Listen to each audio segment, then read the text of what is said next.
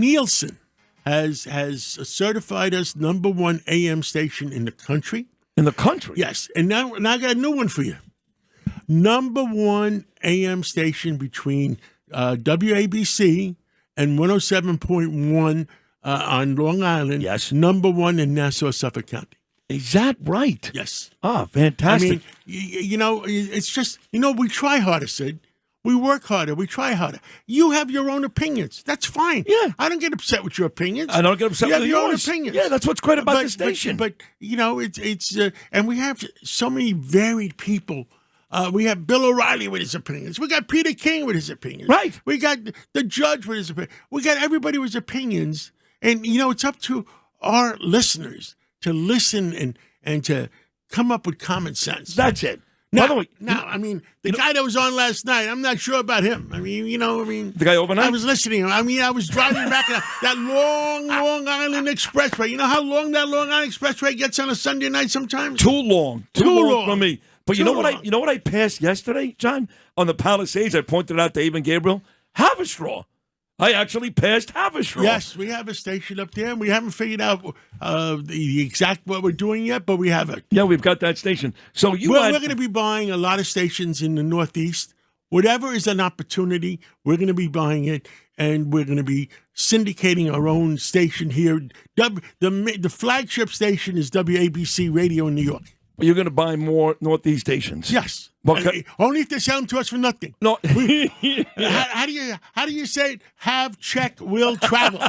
Can I think we've already done this, but just in case we haven't, but I think you already have, can I convince you to buy stuff in South Florida? Absolutely. Are we doing that? We're looking at a few things. Fantastic. Now, you had an unbelievable weekend. Seriously. Yesterday was Family Day. You told me you had John and the baby and AJ. The best day was Sunday, Family Day. Perfect. I spent it with J3, my grandchild, and the family. We had lunch together. We had dinner together, and spent the whole day together. 4th of July. That's what the American people do, and it's a great family day. But we can never ever forget the real meaning of 4th of July. And we did a veterans party, 400 people there, 400 veterans. Wow.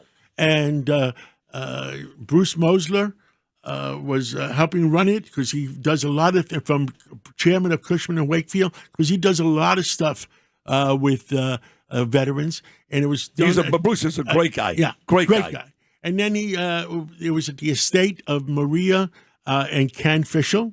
They have an estate that goes on forever. Beautiful estate. And we had our trolley there, too. Well, that was Friday, though, right? No, that was Saturday. Now, Friday, we had our trolley. We had it in the Friday morning, 4th of July. Yeah. The parade in Southampton, the most beautiful parade you ever want to see. It's funny. So I was on the Thursday. I brought on KT McFarlane. I said, "What are you doing tomorrow?" She goes, "I'm going to the Southampton parade." And she said, "Quote, it's the most beautiful parade in the country." You got, Southampton was settled in the 1600s. So it's an old town and a lot of old traditions. They had fire engines from the 1930s. Oh. They had police cars. They had, Car 54 was there. Is that right? Yeah, just about. And they had police cars. It's a real town with values. And, do millionaires live there? You know why they live there? You have a lot of nice people there. Yeah. She said it's like a throwback to the 50s when you would see the parades, right, John, for Veterans Day, July 4th. She said, "Sid, you would love it. It's like a throwback." And our trolley was the WABC trolley, and I think I'm going to talk to Chad that we should have it more often going up and down the streets, and especially in the summertime. But everywhere, John, not just the Hamptons, Jersey Shore, New York City. We should be everywhere, right? Our Saturday morning Father Alex breakfast. Well, we had Randy Mastro. Big deal. Who's, first deputy mayor. It's a big deal. Randy is one smart guy. I was joking around with him. We introduced him, and he did a great job. He's a real smart guy. Yeah. He worked for Rudy Giuliani, so he knows where he came from. That's right. And, Randy makes $10 million a year as a lawyer. He took a salary cut Why? To help make a difference in New York City. He loves the city. I like him. So between Randy Mastro, first deputy mayor, and our police commissioner, Jessica Tisch. Like her, too. I think both of them are very, very qualified. So do I. And look, and who shows up because Randy Mastro is there? Mayor Eric Adams. Let me ask you this about Eric Adams. Yes. I said this morning, and I know you're endorsing him. That's fine. You like Curtis. Listen, I love Curtis. I know you do. That. He's family. I know. But we're going to have a press conference at 10:30 today. We are. David Patterson is heading it up. And he calls me over the weekend, David Patterson.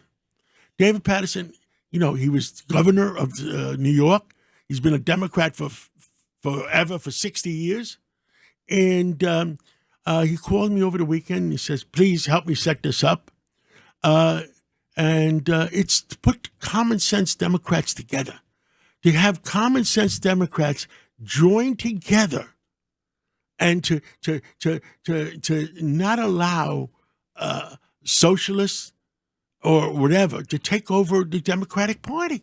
Well, who else is going to be there? But him, you, obviously. I don't know, whoever else comes. Is it here? And yes, it's going to be downstairs. Right. 10:30. Please come. I'm going to come. Yeah, stand behind David. I love David. David is our family. I love David. Yeah, and he is a wonderful guy. Love him. And he would have been a really good. He got screwed. He would have been a really good governor. They screwed him. Could you believe they tried to indict him? Stupid. For getting free baseball tickets to the Yankees game? Ridiculous. No, I want you to look at free baseball tickets to the governor of the state of New York to a baseball game. He should have free tickets. He's the governor.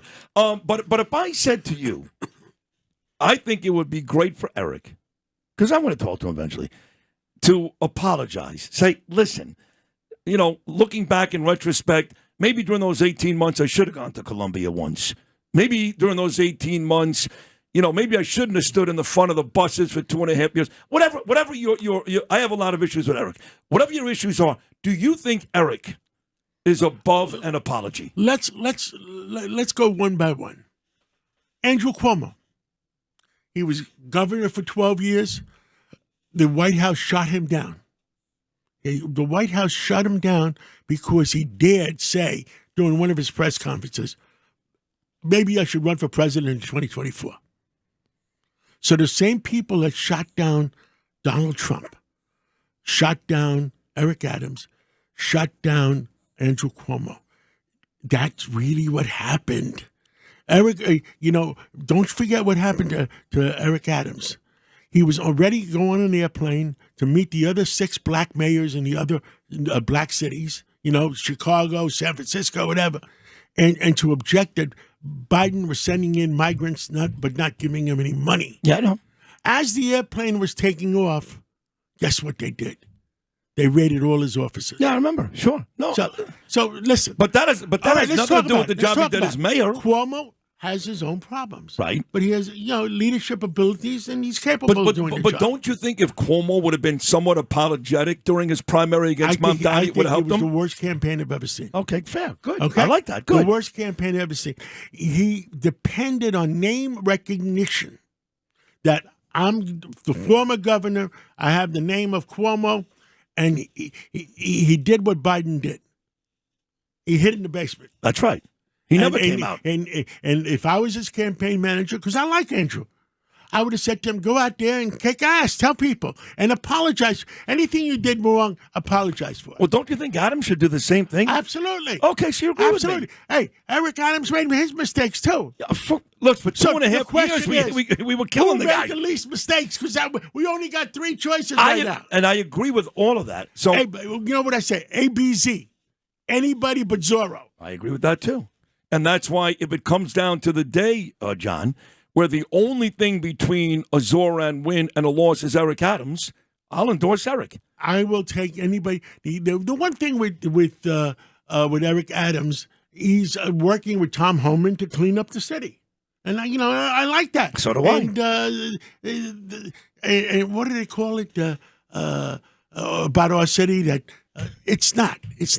There was no federal law that says the city should take in migrants. You're talking about sanctuary city. Sanctuary city. Right. Sorry, there's no such thing as sanctuary city. Right, there's no law. This is not a federal law oversees local law, oversees a governor or somebody that says, "Oh, I'm going to declare a sanctuary city." That's a lot of crap. 100%. So we're going to spend $12 billion. Hey, I believe in immigration. But why did the Biden administration bring in killers? Why did they bring in murderers? Why did they bring in drug dealers? Give me a break. I almost said the wrong I know word, you did. and they would have to bleep me. That would have been great. So on the way out, this weekend, Trump started the countdown, okay? I don't think there's anything more American than us, our station, your station, WABC. We're the American station. We defend. Listen, you know what I said? Somebody said to me, "Oh, you're Greek." I said, "America first. Yeah, of course. Nationality second." Right. I love the Israelis, but I'm American. You American love the Greeks? first, Right, of course. nationality second. And guess who knows that? Trump. That's why he loves you. He loves me. He loves Greg. So we start the countdown to 250 next year. We got the trolley. We got the most patriotic host right here at the we're station. going to have a party We in are, right? September. That's gonna be bigger than anything you ever seen. Another gala? Will it be at Cipriani's again? It might be a pre-250-year gala. We have to do it. We have to. We have to do it. We will do it.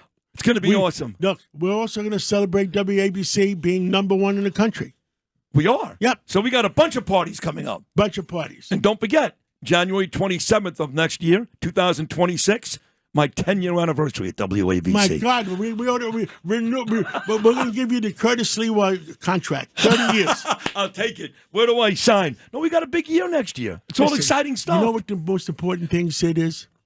That WABC helps make a difference and bring common sense back. 100%. And I think that's one of the things that Governor Patterson is going to talk about. Common sense in the Democratic Party, putting the Democratic Party together and have more common sense. That's, what's wrong with that? I'm going to be downstairs at 10:30. There's nothing wrong with that.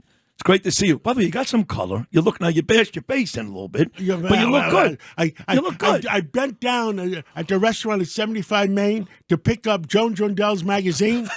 I was punished. To pick up the magazine, and there was a shelf there. Boom, right into the shelf. It looks good. You look like a boxer. But you're tan. You lost weight. You look very, very good. You look I feel great. good. You feel good? Yeah. You know what they say? The alternative sucks. 100%. And especially with your beautiful family, you got a beautiful grandson now. You got this station which is rocking the world. Life is good, right? Making a difference. That's the most important thing. John, we love you.